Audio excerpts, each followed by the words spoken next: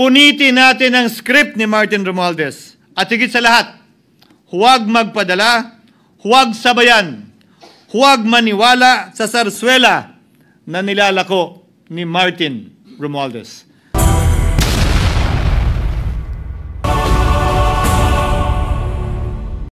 Thank you, Mr. Senate President. Thank you, distinguished Majority Floor Leader. I rise to make a brief manifestation in response to the events of recent days. Ginoong Pangulo, meron po tayong kasabihan sa wikang Pilipino. Kapag nagturo ka ng daliri sa iba, may tatlong daliri na nakaturo palagi pabalik sa iyo.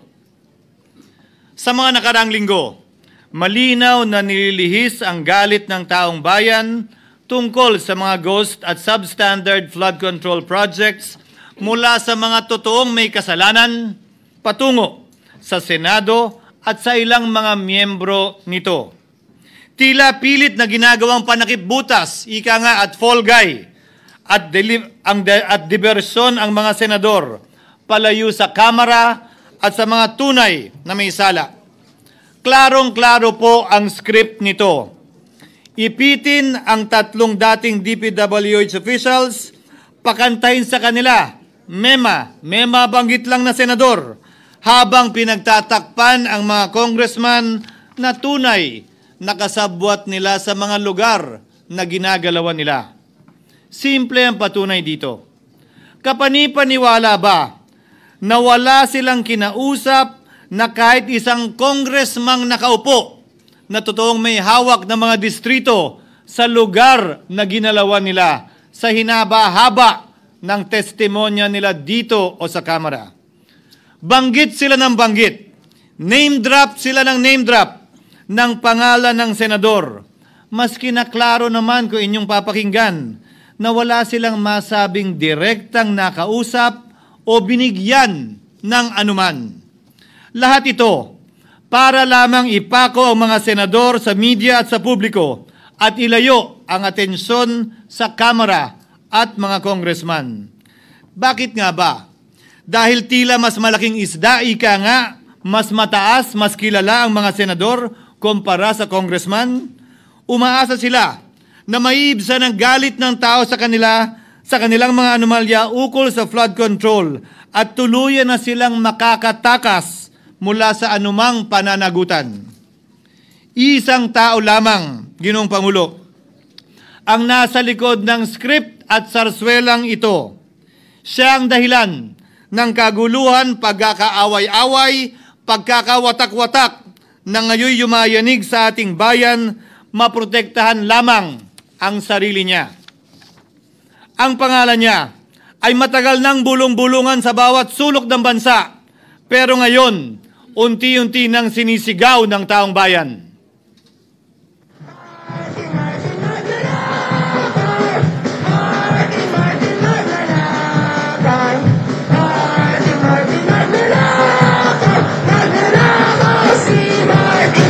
Ginoong Pangulo, minamahal kong kasamahan, bakit tila sa Kamara, dito mismo sa Senado at sa ilang media ay hindi pa din nila kayang sambitin ang pangalan niya? Pues, sasabihin ko, Martin Romualdez. Minsan ang binanggit ng mga diskaya ito mismo dito sa Senado, ang kanyang pangalan. Pero agad itong pinabawi nung humarap sila sa Kamara. Binanggit ni Master Sergeant Gutesa ang kanyang pangalan. Pero ultimo notaryo, natunto nila at pinabawi nila ang pagnotaryo. Buti na lang, huli na't nasabi na niya ang pangalan ni Martin Romualdez na pinanumpaan dito mismo sa ating Blue Ribbon Committee. Hindi ba't si Ginoong Gutesa, hindi ba't si Sergeant Gutesa lamang, ang bukod tanging testigo na walang kinalaman, hindi sangkot sa flood control issue, walang hininging immunity, deal o proteksyon kapalit ng kanyang pagtestigo. Siya ang kauna-unahang nagtestigo na personal na naghatid ng pera sa bahay mismo ni Martin Romualdez. Ang salaysay niya, Ginoong Pangulo, ay kumpirmasyon ng matagal nang isinisiwalat ni Congressman Chanco at Mayor Magalong kung sino ang ulo sa paglilimas sa kaban ng bayan na ating naririnig na rin. 13,803,693 with Congressman Saldico as proponent. For the record, ang binabanggit po nating Representative Elizaldico, siya po yung chairman ng House Appropriations Committee. Walang kaduda-duda yan. Ito nga, hirap na hirap silang banggitin pa yung isa sa mga mastermind nila dyan, si Saldico. Hirap na hirap pa silang banggitin. May isa pang mas mataas sa kanya? Hindi naman gagalaw yun kung walang... Siyempre, hindi naman gagalaw yun kung walang pahintulot yung mas mataas sa kanya. She's the House Speaker. Ginoong Pangulo, pahintulutan niyo po ako magkwento ng konti upang patotohanan ang mga salitang ito. Taong 2023 nung tinalaga si Ginoong Kiko Laurel bilang kalihim ng kagawaran ng agrikultura. Bilang suporta sa kanyang mandato, tinanong ko noon ang isang simpleng katanungan sa budget process natin. Bakit mas malaki ang pondo ng flood control kesa sa agrikultura? Why is it that the budget for flood control is bigger than the budget of the Department of Agriculture or the agriculture sector as a whole? The fifth biggest allocation, not even a department, is flood control. And allocating a measly 31 billion for irrigation, for rice. Why? Pagkatapos po noon, tinulungan ko siyang bawasan ng flood control budget at idagdag sa 2024 budget ng Department of Agriculture. Aniya, tumawag daw sa kanya si Congressman Zaldico dahil pinapatanong daw ni Speaker Romualdez, bakit binawasan ang pondo ng flood control? Ngunit wala nang nagawa si Congressman ko dahil sinabi niyang pasayan ng Pangulo. Nung termino ko rin po bilang Pangulo ng Senado, maraming beses po akong tinanong ni Pangulong Bongbong Marcos tungkol sa panukalang budget para sa 2025. Sinabi ko po sa kanya ang buo at tapat na katotohanan para malaman po niya ang tunay na larawan at sitwasyon ng pambansang budget para sa taong yon. Ito marahil, Ginoong Pangulo, minamahal kong kasamahan, ang isa sa mga dahilan kung bakit pinag-utos ng Pangulo ang pag-veto at pag-for late release sa FLR at pag-hold ng malaking bahagi ng budget nila. Marahil, isa rin ito sa mga dahilan kung bakit ninais ng Pangulo na matanggal si Congressman Zaldico bilang chairman ng House Committee on Appropriations dahil sa mga inilahad ko at marahil na-discover din ng Pangulo kaugnay sa 2025 budget. Hindi malayo, Ginoong Pangulo, na naganap din ang mga ito noong 2023, 2024 at mga nauna pang budget kung saan napakaraming ghost at substandard projects ayon kay Secretary Vince Dizon at ayon mismo sa talumpati ng ating kasamahan na si Senator Ping Lacson. Ngunit marahil ay walang naglakas loob na sabihin ang katotohanan kay Pangulong Marcos o magsumbong sa kanya kaugnay sa ilang mga bagay na ito bago ako. Nais ko din pong kumpirmahin ang sinabi ni Congressman Toby Chanco na ang pag-file ng impeachment complaint laban kay Vice President Sara Duterte ginamit na paraan ni Speaker Romualdez para mag-release ng pondo nila na naka-FLR or for late release bago mag-eleksyon. Maski na alam po niya na hindi po ito kayang talakayin ng Senado hanggang sa Hunyo pa mula nung simula. Ulitin ko, ginamit ni Martin Romualdez ang FLR at ang pangalan ng Pangulong Marcos upang itulak ang kanilang unconstitutional na impeachment complaint. Sabi nila, pumirma kayo dahil kung hindi lalabas ang pondo nyo na naka-FLR bago mag-eleksyon. Subalit, Ginoong Pangulo, hindi ito umubra. Hindi ito umubra dahil tinanggihan ito ni PBBM. Sinabi niyang walang ganyang uri ng usapan at sinabi niyang hindi niya gagawin yon. Kaya't hanggang ngayon, nananatili pa rin for late release ang mga questionableng pondo nila. And that is why, Mr. President, distinguished colleagues, at the height of the impeachment controversy and amidst the passion of some sectors to remove the Vice President at all costs, I urged prudence and level-headedness because I knew that greed and not accountability was the reason behind it. In the end, Mr. President, the Supreme Court vindicated us. The Supreme Court vindicated us by saying, among others, quote, "There is a right way to do the right thing at the right time. This is what the rule of just law means." Close quotations. Ginoong Pangulo, sinisi po sa akin ni Speaker Romualdez ang pagkakatanggal kay Congressman Zaldico. Sinisi po niya sa akin ang pag-FLR or for late release ng kanilang mga proyekto. Sinisi po niya sa akin ang pagkaka-dismiss ng impeachment complaint laban kay VP Sara na nakikita niyang makakatunggali niya sa susunod na halalan. Sinisi din niya po sa akin ang pagkakasira ng kanilang maitim na balakin sa 2025 budget na nagawa nila ng walang balakid na mga nagdaang taon. Ginoong Pangulo, naging tapat ako at ginawa ko lamang ang aking tungkulin. Kung ano ang tingin kong tama at nararapat para sa bansa at sa sambayanan. Subalit, sa kabila po nito, nagsimula na ang lahat ng bira, paninira at kaso laban sa akin at sa Senado. At ang nasa likod ng lahat ng ito, walang iba kung hindi si Martin Romualdez.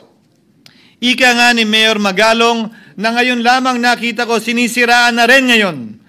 Bakit ko ba nilabanan at binisto sila Speaker Romualdez mula noon hanggang ngayon kung kasabwat at kasapakat lang din nila ako? Hindi ko po gagawin yon. Sa tig ng tennis court, ang nasabing gusali sinimulang pinatayo noong ika-6 ng Oktubre taong 2022 at ang kontraktor, ang St. Gerard Construction na pagmamayari ng mga diskaya na nasangkot ngayon sa mga maanumalyang flood control projects. Dahil dito, kwenasyon ng ilan ang pagiging special advisor ni Mayor Benjamin Magalong sa ICI. Lalabanan ko ba yung ang lalakas na yan, sila Speaker? Lalabanan ko ba yung mga mayayaman na yan? Kung ako'y bulok, I fought for what is right. Ano nga ba ang ginawa nila sa akin? Una, hinalungkat ang isyo ng campaign contribution na tinanggap ko mula sa isang individual na may-ari ng kumpanyang nakakuha ng kontrata sa gobyerno. Inipit niya ang budget ng COMELEC sa Kamara dahil dito at binusisi ang di umano kaso kong ito. Subalit, Ginoong Pangulo, tulad ng sinabi ko sa simula ng aking talumpati, kapag ka nagturo ka ng daliri kanino man, may 3 daliring nakaturo pabalik palagi sa iyo. Anong nangyari? Hindi ba't biglang may lumabas na ulat ang PCIJ na ang dami naman palang opisyal, hindi lang senador, mas mataas pa ang tumanggap din ng ganung uri ng kontribusyon noong 2022 elections? Ang tanong ko ay simple. Kung legal at walang mali sa ginawa nila, edi dapat legal din at tama ang ginawa ko. Pero bakit ako lang ang iniimbestigahan tungkol dito? Higit pa doon, Ginoong Pangulo, hindi ba tayon kay Mayor Magalong merong 67 na miyembro ng Kamara na kontraktor? Ito po ay mga miyembro ng Kamara na may construction firm na nakakuha ng kontrata sa gobyerno. Kung bawal talaga ito, ibig sabihin ba niyan, bawal na nilang gastusin ang sarili nilang pera para sa kanilang sariling kandidatura? Bakit hindi din binubusisi yun? Bakit hindi inaalam yun? Ako lang talaga? Pangalawa, inintriga ni Martin Romualdez ang dating liderato ng Senado dahil sa pagkakaupo at pagdinig ni Senator Marcoleta sa Blue Ribbon Committee dahil marahil sa pananaw niya ay hindi siya safe kay Marcoleta. Ngunit, Ginoong Pangulo, sa hindi niya inaasahang pagkakataon, nung araw ding yun, nagsalita ang mga diskaya, pinangalanan ng 17 congressman na kasosyo niya, kabilang ang pagbanggit na naman ng pangalan ni Martin Romualdez.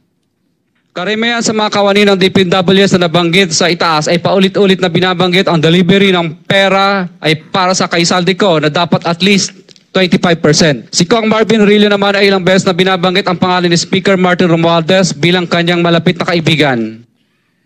Isa na naman po itong patunay, Ginoong Pangulo. Kapag ka nagturo ka ng daliri sa iba, may 3 daliring nakaturo pabalik sa'yo. Pangatlo, sa pagdinig ng Blue Ribbon Committee kung saan niname drop ako ni Yusek Bernardo, bagaman inamin niyang personal na mismo na hindi niya rekta kung nakausap o binigyan ng anuman, bigla namang tumestigo si retired Master Sergeant Gutesa at muling pinangalanan si Martin Romualdez na hinahatiran daw niya ng pera sa mismong bahay nito. Ang bawat malita ay may lamang humigit kumulang 48 million pesos. Kalimitang dinadala sa bahay ni Congressman Saldico, ibababa lamang namin ay 35 malita para i-deliver sa bahay ni House Speaker Martin Romualdez. Gamit ang script niya sa pagturo sa akin, ayan na naman. May 3 daliring nakaturo palagi pabalik sa kanya tuwing ginagawa niya yan. Ulitin ko po for the record, Ginoong Pangulo, ang sinabi ni retired Master Sergeant Gutesa. 35 maleta ng pera na naglalaman na mahigit kumulang 48 milyong piso bawat isa o kulang-kulang 1.7 billion pesos sa isang delivery. Ay di umano hinatid niya sa iba't ibang bahay, sa iba't ibang pagkakataon ni Martin Romualdez. Subalit, sa kabila ng lahat ng ito, hindi ba nakapagtataka? Bakit hindi sinasama si Martin Romualdez sa anumang investigasyon? DOJ man, NBI man, AMLAC man. No ako po ay pinuntahan, no ako po ay dumalo sa imbitasyon ng ICI bilang resource person, binanggit ko at tinanong ko din ito sa kanila. Ganito ba katindi ang kapangyarihang hawak ni Martin Romualdez? Na bagaman hindi siya speaker, tila the name that cannot be mentioned pa din siya at nagagawa pa din niya ang nais niya kaugnay sa isang mapamiling hustisya o selective justice. Halimbawa, bakit ang daming kondisyon bago ipasok ang mga diskaya na nagpangalan sa maraming congressman sa witness protection? Pero pag si Alcantara, Hernandez at Bernardo, walang ganong kaparehong kondisyon. Bakit hiniling agad ang freeze order di umano para sa asset ng mga niname drop na senador? Pero maliban kay Congressman Zaldico na mukhang nilalaglag na nila, ni isang congressman walang request para sa freeze order. Pagdating naman kay Martin Romualdez na dineliveran ng bilyong piso sa bahay mismo niya, ang sabi ay, quote, "We will work on it lang." Bakit interesado ang lahat sa 6 na senador na idadawit di umano ni Bryce Hernandez na handang-handa tayong alamin sana kung sino-sino sila para mapagpiestahan natin sila? Pero nung sinabi ni Bryce na hindi pala senador, kung hindi kongresista lamang ang papangalanan niya, aba, biglang naglaho ng parang bula ang atensyon. Parang wala na nagtanong. Parang wala nang interes para alamin, sino-sino nga ba yung mga yan? Kung ako po yung tatanungin nyo, alam ko merong 6 na senador eh. May nagtatanong sa akin, bakit wala si Cheese?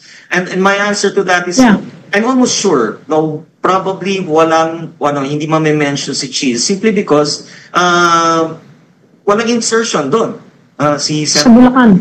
Escudero, wala doon. Hindi po senador yung laman nung computer ko. So fake news yun, ha? May 6 na senador na nunumbrahan mo daw. Mga congressman yung nasa computer mo. Yes, yung nasa computer ko po, congressman po. Okay, thank you.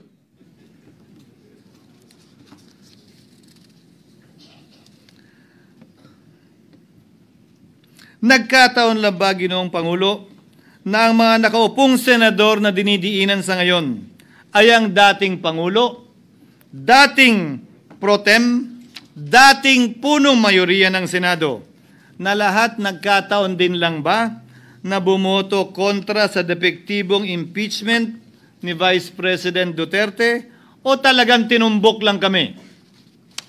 In other words, Mr. President, are we truly for transparency and accountability, or are we merely offering a politically convenient sacrificial lamb in an attempt to appease the rage of the people? What is painful, Mr. President, is that along the way, reputations have been disparaged and tarnished. Innocent persons have been implicated, and the Senate is slowly but surely being destroyed. Nagkataon lang po ba na ang lahat ng ito o ito'y sumusunod sa isang script, direksyon at basbas ni Martin Romualdez? Sa kanyang script na naglalayong ilihis ang galit ng bayan mula sa kanya at sa mga kasabwat niya at ituro ito sa Senado at mga senador. Ginoong Pangulo, ang script at sarswelang ito ay di uubra dahil napakalayo po nito sa katotohanan. Napakasama sa panlasa at tinitiyak ko sa inyo, hindi po ito matatanggap at lulunukin ng sambayanang Pilipino. I've been in public service for 27 years. I've never been accused nor charged with corruption. This is the sterling record which they are trying to tear down, and I tell you, they will not succeed. I will defend myself, Mr. President, against these malicious and false allegations. In fact, I have already filed and will be filing necessary and appropriate charges against my accusers and prove them wrong. And with the help of the Almighty, I will be vindicated and declared innocent, I am sure. Kaya ko po ipagtanggol ang sarili ko, Ginoong Pangulo. Ngunit, Ginoong Pangulo, sino po ang nagtatanggol sa ating institusyon? Kaya't ang aking tanging hiling po sana sa inyo, Ginoong Pangulo, at sa ating mga kasamahan sa Senado. Labanan po ninyo at huwag niyong pahintulutang ang mapamiling hustisya na lantarang nangyayari sa harap natin ngayon. For what is happening now is selective justice and mob justice. Members of the Senate have been thrown off a cliff before the court of public opinion in an attempt to mollify the people's rage, thereby covering up the real perpetrators and giving them a chance to get away. Mr. President, I will not allow justice to be weaponized against the innocent to protect the guilty, because this corrodes the legitimacy of the law before our people's eyes. Wala pong naniniwala, bagkus lahat nagtatanong, bakit walang congressman nakasama sa investigasyon? But what about the other congressmen in Bulacan? Why haven't they been questioned? Called out, yeah. You think that they do not know what's going on? Ginoong Pangulo, mga minamahal kong kasamahan, huwag po tayong sumunod sa script ni Martin Romualdez. Labanan po natin ang script na ito. Pasagutin at imbestigahan lahat ng niname drop at nabanggit, congressman man, senador man at iba pang opisyal, at dapat kasama dito si Martin Romualdez. Ginoong Pangulo, hindi ba natin nakikita na pilit tayong pinag-aaway-away? Mayaman, mamamayan laban sa lingkod bayan, lokal laban sa nasyonal na opisyal, congressman laban sa kapwa congressman, at ngayon, senador laban sa kapwa senador, pamilya laban sa pamilya, Pilipino laban sa kapwa Pilipino. Ginoong Pangulo, tandaan po natin, mas madaling manipulahin at ang nag-aaway at nagkakawatak-watak na bansa. At ito ang eksaktong gusto nilang mangyari. Ito, sa aking paniniwala, ay bahagi pa din ng script at sarswela na nais palaganapin ni Martin Romualdez upang lituhin, guluhin, linlangin at sirain ang ating lipunan at bansa para lamang huwag siyang mabisto. Sana ay huwag nating payagang mangyari ito. Ginoong Pangulo, tulad ng sinabi ko sa simula ng aking talumpati, sa kada mapang-akusa at mapanghusgang daliri na ituturo ninyo sa inyong kapwa, lalo na kung walang basihan, merong 3 daliring palaging nakaturo sa iyo pabalik. Sana po, maging mapanuri tayo. Huwag dali-daling magturo at maghusga dahil lamang sa napakinggan. Huwag tayong sumabay, kumampi, at magpadala sa script at sarswela ni Martin Romualdez. Kung kayo ay kakampi ni Martin Romualdez, pues sumunod kayo sa gusto nila. Una, Maniwala kayo sa mga sinasabi ng testigo niya na nagtuturo lamang sa mga senador. Pangalawa, ibuhos niyo ang galit niyo sa Senado at ng mga senador at palayo kay Martin at sa mga congressman. Pangatlo, pagdudahan at sirain niyo si Sergeant Gutesa na bukod tanging hindi nakinabang at walang bahid at hiningi anumang kapalit sa pagsabi ng katotohanan. Pangapat, huwag niyong payagang mabanggit man lang ang pangalan ni Martin Romualdez. Panglima, huwag niyong payagang ipatawag si Martin Romualdez sa anumang investigasyon. Pang-anim, huwag niyong payagang imbestigahan si Martin Romualdez at mga kasamahan niya saan mang lugar. Ako, Ginoong Pangulo, hindi ako kakampi ni Martin Romualdez. Kaya lalabanan ko siya at lahat ng panglilinlang niya. Una, papatunayan kong hindi totoo ang mga panggigipit at paninira ng mga testigo niya laban sa akin at mga senador. Pangalawa, tututulan ko ang paglilihis at diversyon na ginagawa niya palayo sa kanya at sa Kamara. Pangatlo, hindi ko papayagang sirain ang mga senador pag away-awayin tayo at sirain ang institusyon ng Senado. Pangapat, pinaniniwalaan ko at saludo ako kay Sergeant Gutesa at iba pang katulad niya sa paglabas ng katotohanan. Panglima, hindi ako matatakot banggitin ng paulit-ulit ang kanyang pangalan, Martin Romualdez. At ipaglalaban kong ipatawag at imbestigahan si Martin Romualdez at lahat ng kanyang mga kasangkot at kasama. Ginoong Pangulo, mga minamahal kong kababayan, kung nais niyong lumitaw ang katotohanan, kung nais niyong panagutin ang tunay na salarin, kung nais po niyong makulong ang tunay na may kasalanan, huwag ninyong kampihan si Martin Romualdez. Punitin natin ang script ni Martin Romualdez. At higit sa lahat, huwag magpadala, huwag sabayan, huwag maniwala sa sarswela na nilalako ni Martin Romualdez. Maraming salamat po, Ginoong Pangulo, at magandang hapon po sa ating lahat. Thank you, Senator Francis Chis Escudero.